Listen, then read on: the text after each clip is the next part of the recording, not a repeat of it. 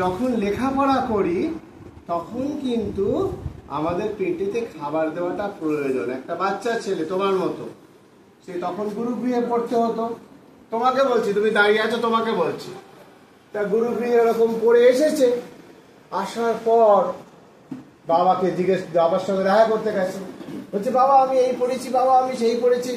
বাবা বলেন, আচ্ছা আচ্ছা আচ্ছা, তোমার মা জননীকে গিয়ে বলো যে তোমাকে 3 দিন না খাইয়ে রাখতে। মুশকিল, পড়াশোনা করে এসেছি, না খাইয়ে রাখতে হবে? বাবাকে তখন খুব মান্য করতে হতো, বাবার সব কথা শুনতে হতো।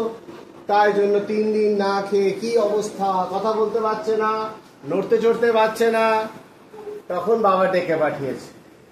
তখন বাবা বলছে, লোকেরা ধরে ধরে নিয়ে গেছে, চলতে পারছে না, বাড়ির লোকেরা ধরে ধরে নিয়ে গেছে। বাবা বলছে, হ্যাঁ খোকা, তুমি যে কি বলছিলে, তুমি ব্রহ্ম সম্পর্কে কি জেনে এসছো, বলো বলো। বলছে, বাবা এখন আমার আর কিচ্ছু মনে পড়ছে না, আমি 3 দিন তো খাইনি, আমি কথা বলতে পারছি না, চোখ পর্যন্ত খুলতে পারছি না।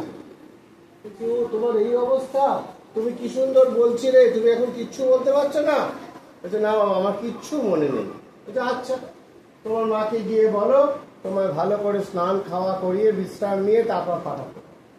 ভালো করে স্নান খাওয়া করে ঘুমিয়ে টুমিয়ে তারপর বাবার কাছে যেই গেছে সব মনে পড়ে গেছে, বাবাকে সব বলে দিয়েছে।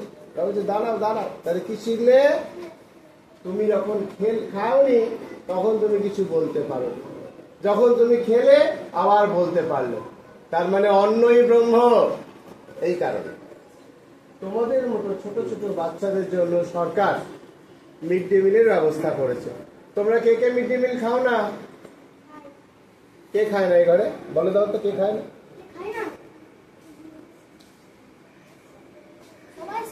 সবাই খায়, বাহ, তো দারুণ ব্যাপার।